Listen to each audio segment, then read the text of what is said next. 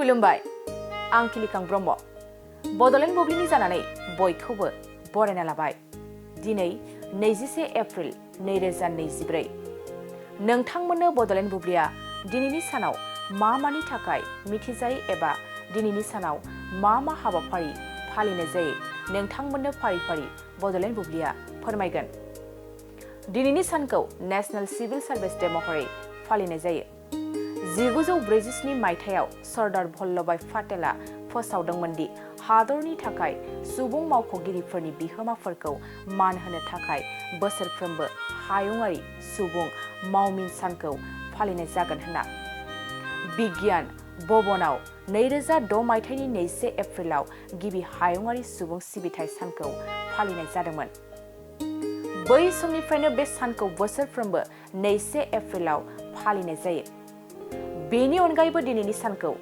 गो फ्लाइ ए kite day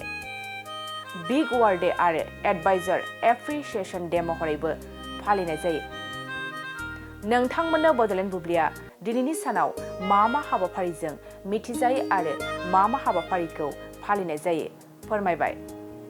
गोजोन्थों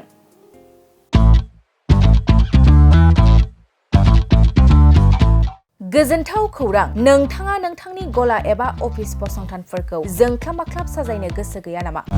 नोंथांनि गलाफोरखौ बायदि रोखोमनि जोंख्लाब माख्लाब खालामनानै साजायनो थाखाय क'क्राझार नोगोरनि सिङाव थानाय गौरां भेलि हटेल साखाथियाव चाणक्य आर्ट एन्ड डिजाइन गलाया लानानै फैदों बायदि रोखोमनि आर्ट डिजाइन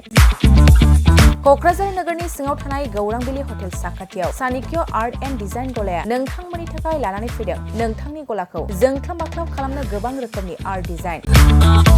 बेफोर आर्ट डिजाइनफोरनि गेजेराव दं 3D signboard 2D signboard acrylic trophy SAP panel name प्लेटार्स रेट्र रिफ्लेक्टिभ साइनबोर्ड नियन साइनबोर्डफोरनि आर्ट डिजाइनफोरखौ नोंथाङा चाणक्य आर्ट एन्ड डिजाइन गलानिफ्राय मोनफुंनो हागोन